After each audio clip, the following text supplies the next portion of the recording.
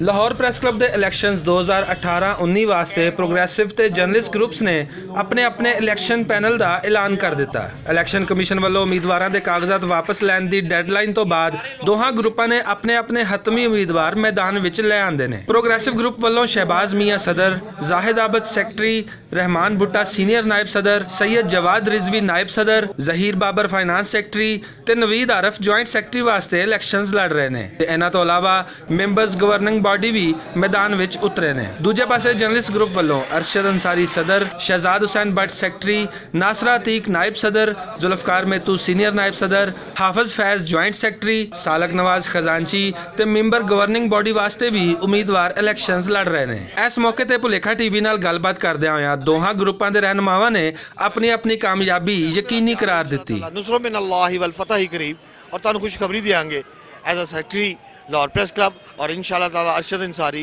सदर press club तुहानू खुशखबरी देंगे। प्रोग्रेसिव ग्रुप की तरफों जड़ा इलैक्शन के उत्ते जड़ा अज पैनल अनाउंस हो रहा है वो एक बड़ा मजबूत पैनल होएगा और ये तमाम सीटां के उत्ते जड़े लोग आ रहे हैं वो बड़े प्रोफैशनल ने, बड़े क्रैडिबल ने और उन्होंने जर्नलिस्ट कम्यूनिटी दे विच उन्होंने आजमाया होया, देखा होया, परखिया होया। ये सारे दोस्त जिहड़े मिल के एक अलायंस बनाया हुआ जर्नलिस्ट पैनल का और प्रोग्रेसिव लवर्स का कि क्लब की बेहतरी वास्ते बहुत अच्छा और बहुत अगे जाके काम करेगा। इलैक्शन लाहौर प्रेस क्लब की खूबसूरती है, उन्होंने रवायत ਜਿਹੜੀਆਂ कि लाहौर प्रेस क्लब का फखर ने।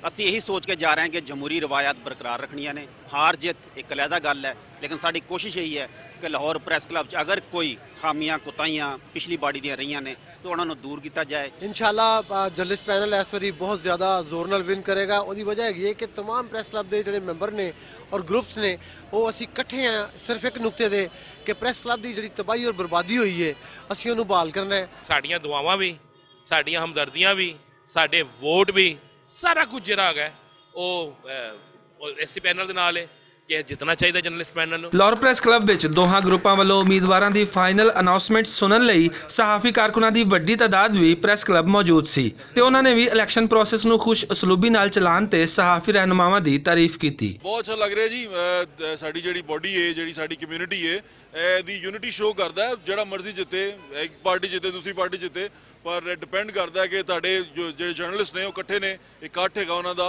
ते वो अपनी पावर शो करते हैं। इस तरह मैनू बहुत अच्छा लग रहा है। दूजे पासे इलैक्शन कमीशन का आखना है कि लाहौर प्रेस क्लब के 30 दिसंबर नूं होने वाले इलैक्शन प्रोसैस नूं हर सूरत पुरअमन बनाया जाएगा। इस साल साडी खुशकिस्मती है कि दोवें ग्रुप जिहड़े ने वो मुकम्मल तौर पर पुरअमन ने और किसी वालों कोई शिकायत नहीं आ रही और लोगों ने एक दूजे नूं कबूल किया और एक दूजे का मुकाबला करेंगे वोटां दे नाल, किसी और तरीके नाल नहीं करेंगे, सिर्फ वोटां नाल करेंगे। और इंशाअल्लाह 2019 वास्ते लाहौर प्रेस क्लब के जिहड़े इंतखाबात ने वो बहुत ही पुरअमन तरीके नाल तुसीं वेखोगे। पैनल्स की अनाउंसमेंट तो बाद दोवें ग्रुप इलैक्शन कैंपेन लई निकल गए तो हुण वेखना आए वे कि सहाफ़ी कारकुनां नूं राम करन विच किहड़ी क़यादत कामयाब हुंदी है। कैमरामैन हाफिज उमर दे नाल असगर अली, भुलेखा टीवी, लाहौर।